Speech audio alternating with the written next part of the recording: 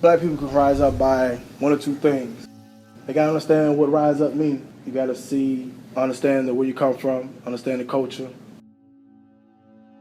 understand the past so you can understand to go forward. The light at the end of the tunnel, they gotta see a vision of what it is and what it's gonna look like. And once you do that by educating them, that will instill upon them to motivate them to rise up. And really understanding what the predicament that they are in. You got to know the problem to actually fix the problem. Really, seeing a vision behind where they need to go. Because like I said, you can't tell the people to rise up if they don't know what rising up means.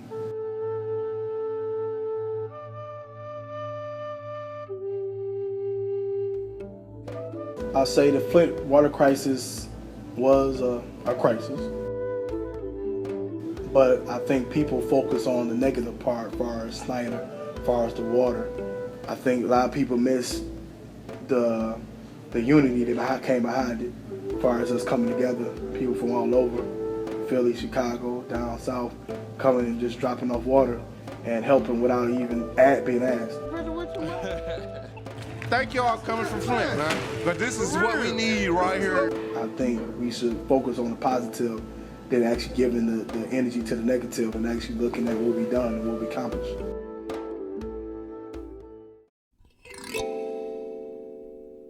I feel as that black businesses are needed. I feel they are the pillars to a lot of big business. As an entrepreneur myself and others, I think we need to support them. I think we need to push them. I think we need to enlighten that more and more because we are that bottom that's going to the top.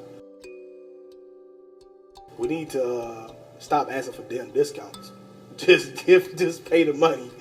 That is one of the biggest pet peeves I run into a lot.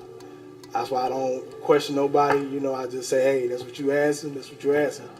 Now, Boo and Ray Ray got it for lows, then I'm going with Boo and Ray Ray. But I'm gonna support you. You know what I'm saying?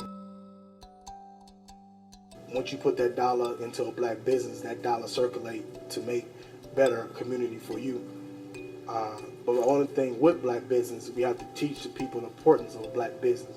Because you can't say, well, why people don't support me if you have not shown the importance of why it's been with you or buying the black dollar. Because a lot of people don't know why it's important. So a lot of times we got to teach them first, saying, hey, this is why your dollar means and what is important to you. I think that we should support it, uplift it, make more of it, teach our kids it. A lot of times we are actually doing it just to do it, but we're not teaching little ones to be entrepreneurs. Because we was taught to get an education and get a good job, but we never taught to get an education and to build a job. That's why I think we need black businesses.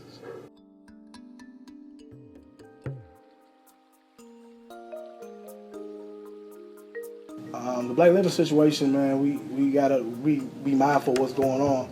I can't stand it because we have fast food restaurants around us that's giving this poor diet.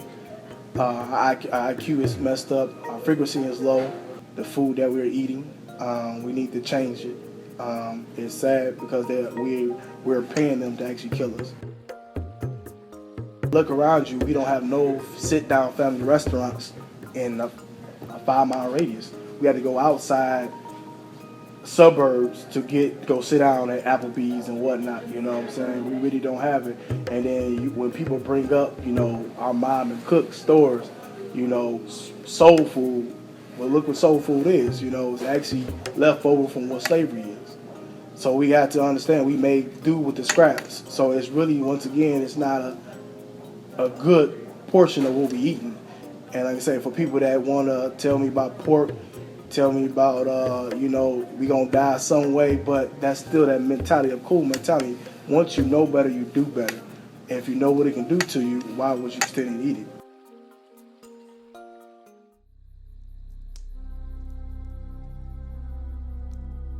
I see the Black Wall Street happen again. The Black Wall Street that happened in 1921, Tuscaloosa, Oklahoma. I feel that we will rise again. Because white supremacy is going to die sooner or later, What goes around comes around.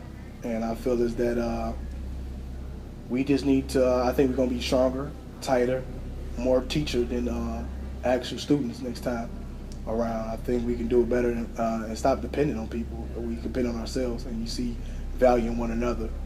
That's what I see as far as the future, as it's just growing and building our own thing. I feel as that we're going to be more economical, more prepared, more ready.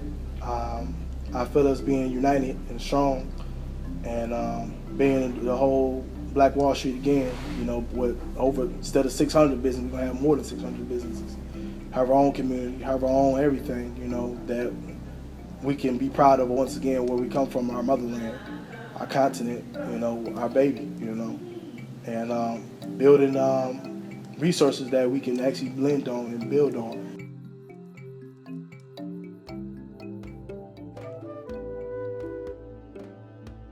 I would say Dr. Khalid Muhammad. I hated that I had to say this because I just got on him, and he sparked a lot of stuff that other people did, like Dr. Umar, Seti, Malcolm X, Dr. Ben, and let's go on. I would say Dr. Francis. She's another scholar. And I just feel it's like they everybody doing their own thing, and I feel like we all on the same path. And big shout out to I forget Dr. Clark Anderson. He's the one that made me more focused on Black business than anything, and showing us how to empower ourselves. So that's the reason why I did what I did for Detroit, Support Detroit. That really came from his movement and how to empower us. So I took that and really spent to help our people to spend with each other. Leo Muhammad, he's also a good one as well. Malcolm X said to me, I think it was a Ballad of the Bullet, true revolution is when your own people are ready to shed blood for your own people. And I think a lot of people, it's for Black people, but they're really not ready to shed blood for their own people.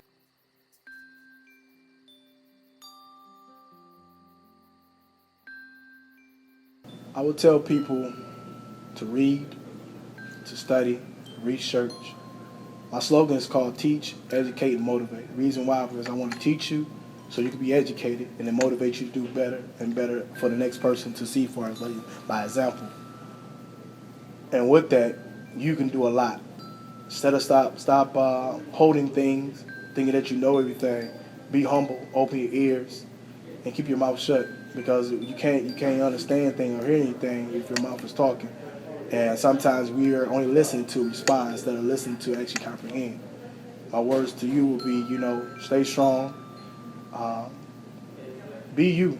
I want people to love themselves, like themselves, understand themselves, and understand what makes them happy. Because everything else will fall into place once you do that. A lot of times we're looking for the truth and everything like that, but the truth is inside us. It's always been instilled in us.